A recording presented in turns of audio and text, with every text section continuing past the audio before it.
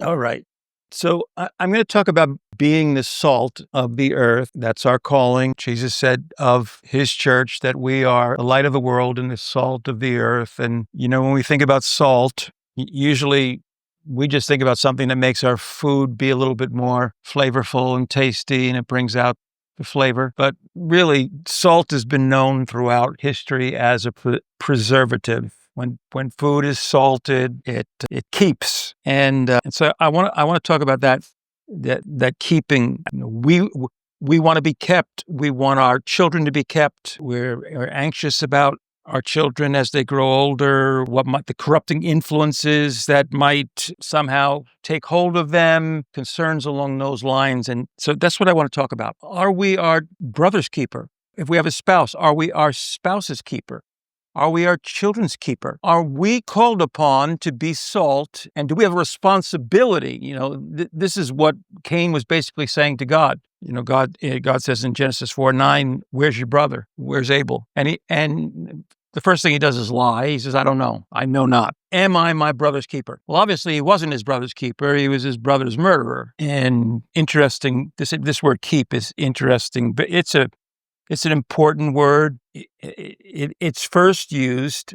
This is actually the third usage. The first usage is in Genesis 2:15, where we read, "And the Lord God took the man and put him into the Garden of Eden to dress it and to keep it." So it's the Hebrew word shamar, which means to hedge about, as with, a hedge of thorns. And the basic idea of the root of this word is to exercise great care over, to attend, to take heed, to watch over, to protect, to preserve, to keep. That's what it's about. So what is the level of responsibility that we have to each other? Or is it just every man to himself? It's just hey, you're responsible for yourself. I don't have any responsibility for, if you mess up, that's your problem. What responsibility do husbands have to their wives? Do they have any? Or they don't. Well, we read that there's the what? Even as Christ loved the church, and he nourishes it, and he cherishes it, and he washes it, that he might present it to himself. What responsibility do parents have to children? Any or no? If a child grows up and if a child messes up, that's the child's total responsibility. The parent has no blame coming to them. That was their choice. What about shepherds with flocks? What about pastors with congregations? What about just our fellow man? Do we have any responsibility to our fellow man? Well, Paul understood his responsibility was not just to his own kinsmen, not just to those that were under the law, but to those that were not under the law, to the weak, to the wise, not only to the church of God, but to the unsaved. Corinthians 9:19, he says, "For though I be free from all men, yet have I made myself servant unto all, that I might gain the more." I have a debt of love that I owe towards every creature, to be a good influence in their life, to be an influence that can help them to be kept. I'm a guardian. I'm a watchman. I'm watching over souls. I'm caring about souls. I don't want them to be lost. I don't want them to be destroyed. And so every true servant of God, every minister of God, and that's just what the word minister is, it's a servant. Every servant of God ought to have a burden for souls, the souls of those around them. Every caring parent is burdened for their own children. They are their children's keeper. And so we want to see our children, their little ones, the old saying, little kids, little problems, big kids, big problems. Don't we want to see our kids as they grow older, kept, preserved, as they move into adulthood? And what part do we play in that?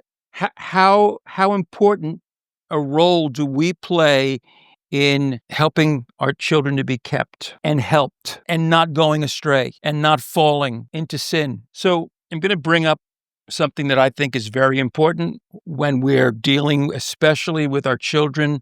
I'll touch upon a little bit with spouses, but I want to focus on children. We can get quite alarmed when we see certain characteristics growing, traits or trends in a child's life, we go, oh no, that little one has a lot of self-will. It's stubborn. It's pretty explosively angry. The tantrums, the screaming when it doesn't get its way, or that one over there has a tendency towards fear. That one is a little bit too much what other people think about them and could easily get swayed. And we start to see things as our kids are little. We don't like it if we see a child who has real problems with anger. That frightens us, but it frightens them too. And there's a place in especially Christian parents that would love for their children to be sanctified from birth. Not in the sense that Paul talks about, that children are sanctified by a believing parent, but sanctified in being inwardly holy and not having any signs of struggle.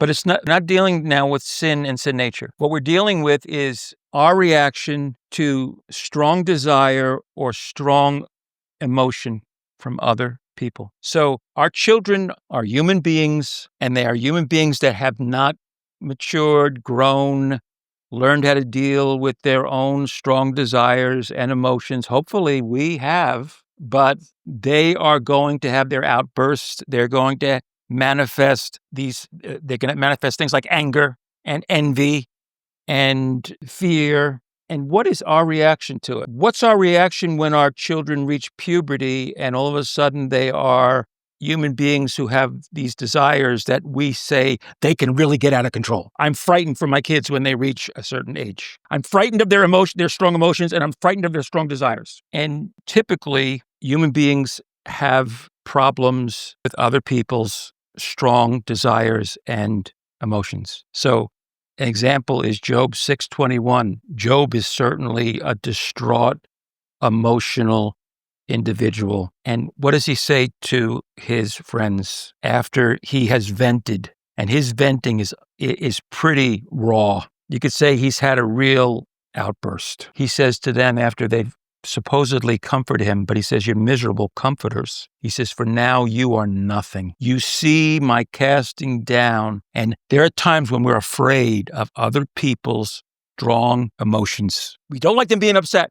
Why? Because maybe if they're upset with us. And we don't like that. We take it as a knock. We take it as a criticism. How dare you be angry? How dare you be upset?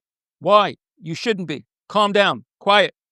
Now, if children are simply told to stuff it, if we are not willing to help other people when they are in the throes of strong emotion, then we could be to them what Job's comforters were to Job: miserable comforters and physicians of no value. Nothing. Job 13:4, you are all physicians of no value. Oh, that you would altogether hold your peace, and it should be your wisdom. Don't say anything.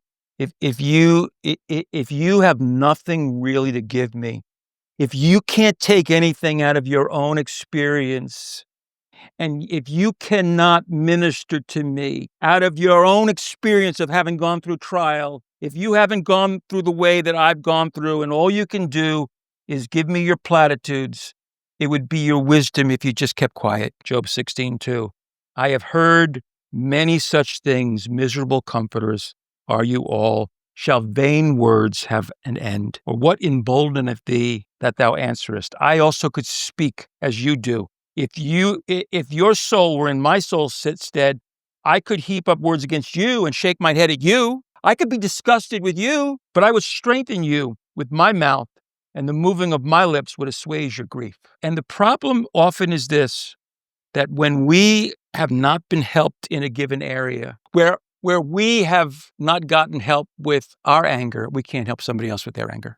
And so Job's friends met his strong emotions with their own strong emotions. It was just fire versus fire. And this can happen not only with children, where we're angry with our children that they're angry. It can happen with our spouses. Genesis 30, verse 1. Here's an emotional wife. And when Rachel saw that she bare Jacob no children, Rachel envied her sister and said unto Jacob, give me children or else I die. I'm upset. I'm even angry at this whole situation. I'm frustrated and I'm looking at my sister, and she's having no problem bearing children, and here I am, and it's not happening. And who is she looking to fix her problem? Her husband. And now she feels pressure.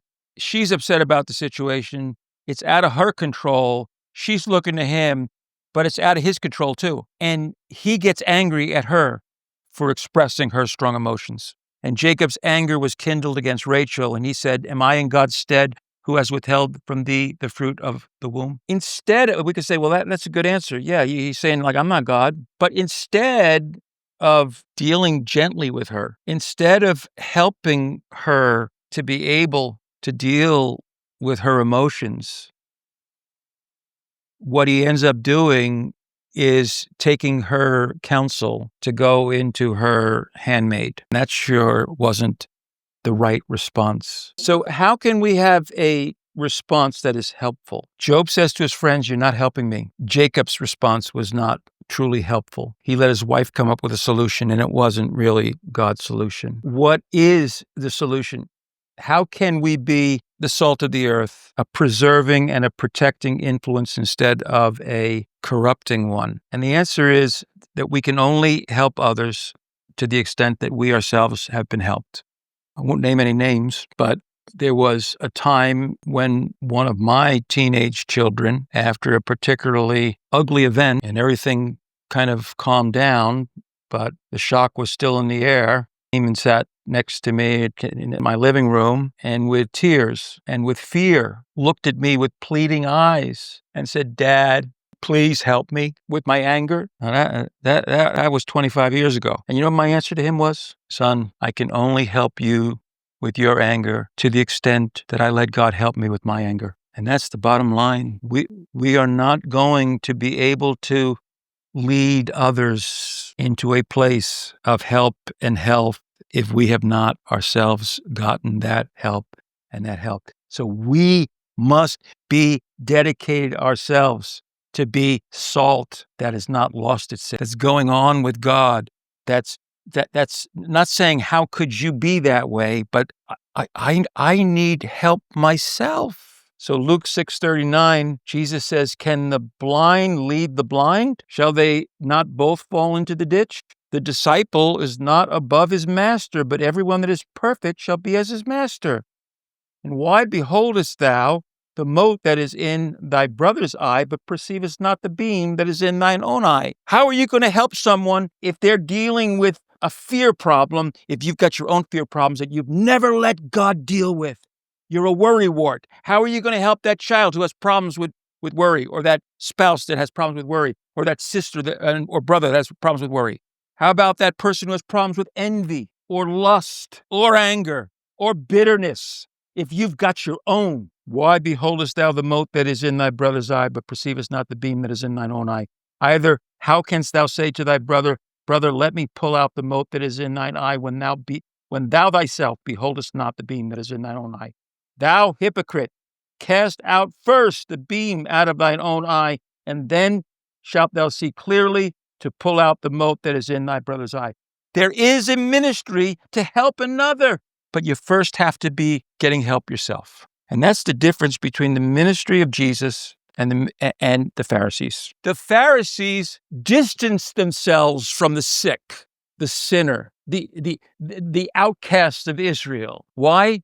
Because they didn't know how to help them. And when we have not grappled with, when we have not taken to heart these basic issues, whether it's anger or pride or envy or any of these things that God wants to work on us first, Christian husband, Christian father, Christian mother, Christian wife, Christian brother, sister, whoever you are, to the degree that you are saying, "No, let it start with me, not my brother, not my sister, but it's me, oh Lord, standing in the need of prayer," to the degree that you are allowing God to deal with whatever it is in your life, then you will be able to be your children's keeper. Then you won't be pointing the finger, judging, wanting to get away from the sinner. wanting to get away from those whose problems are too big for you because you haven't been allowing God to deal with your problem. The blind can't lead the blind, and those that are falling themselves can't help other people stand. What was the response of God to man's inability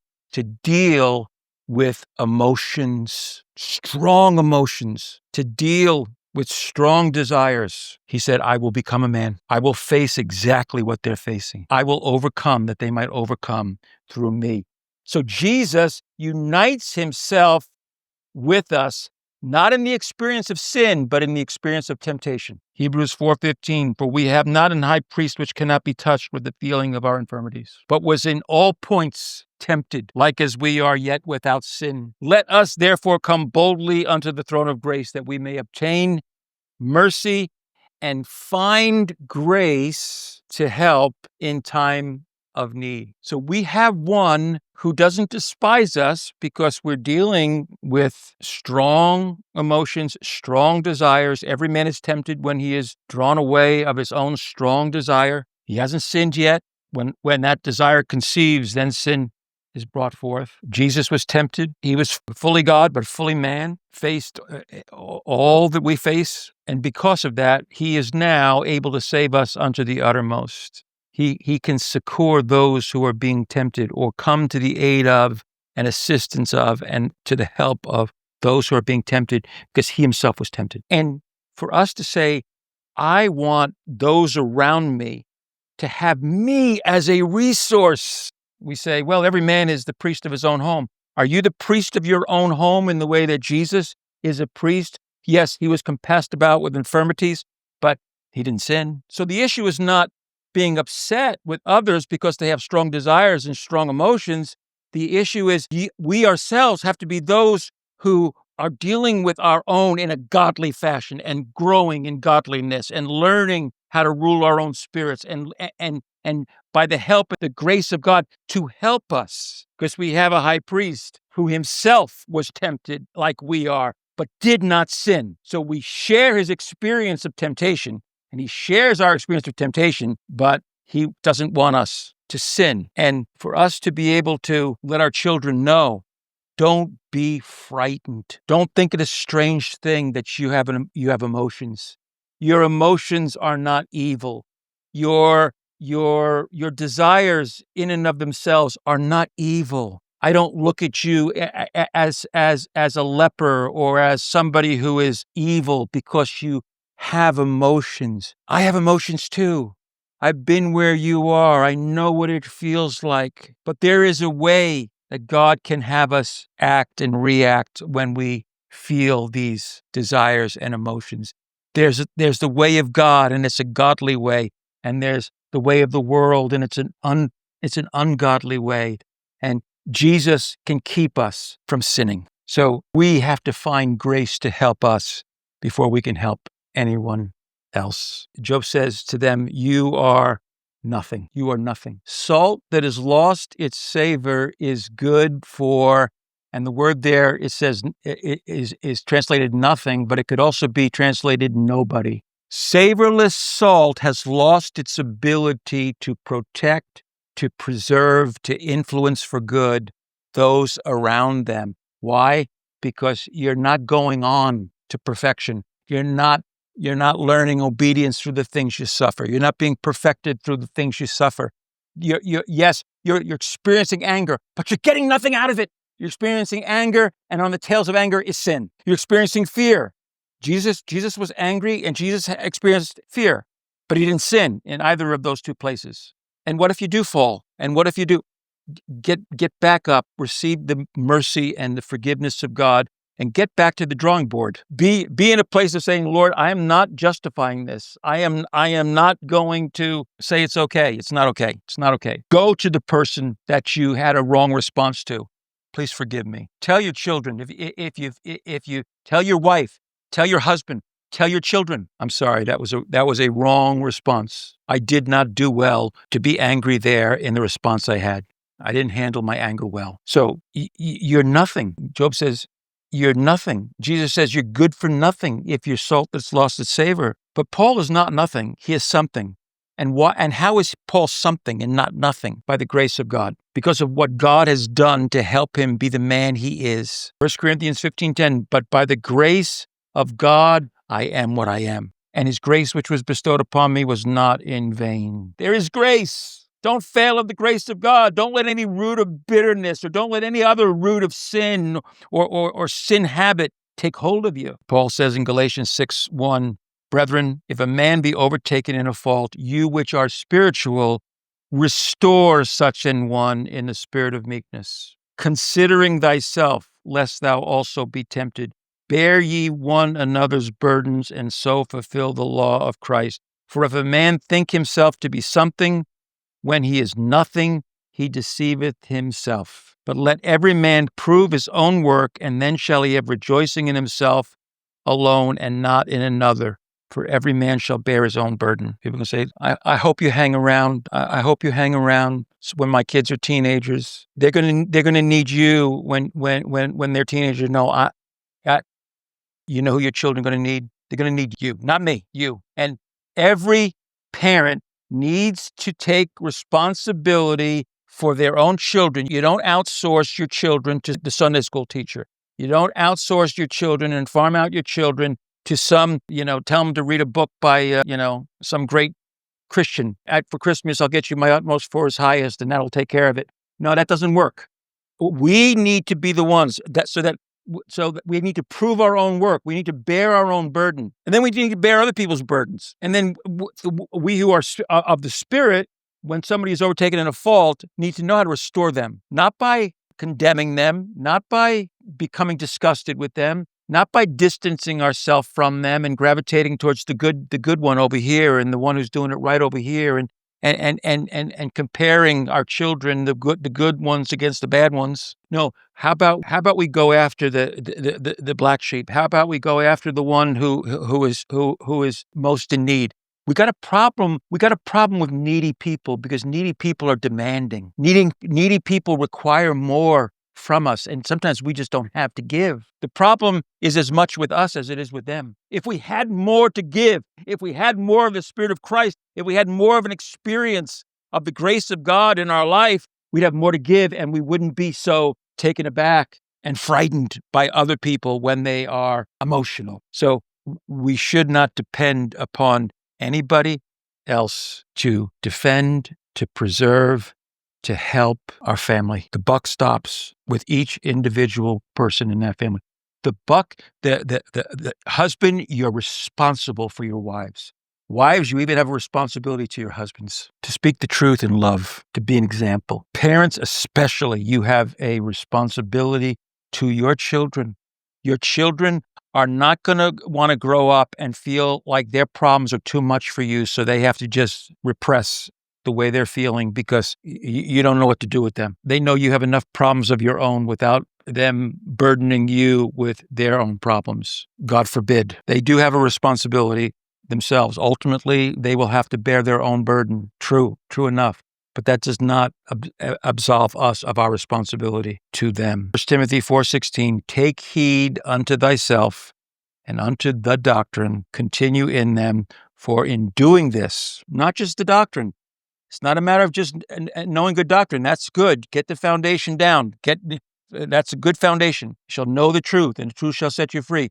But it's not just knowing. It's applying to your own life. It's being able to receive from the Word of God in the very places where you're needing it. Continue in them, for in doing this, thou shalt both save thyself and them that hear thee. So Lord, I thank you for this great calling you've given us to be the salt of the earth. There is earth that's around us. There's people around us that are going to either look to us or know that we're nothing and good for nothing, and certainly not able to help them because we don't know what to do. We haven't gotten help ourselves. May we take heed unto ourselves. May we view it as a serious and sacred responsibility to be partakers of the fruit so that in time to come, we have answers to give those that come to us.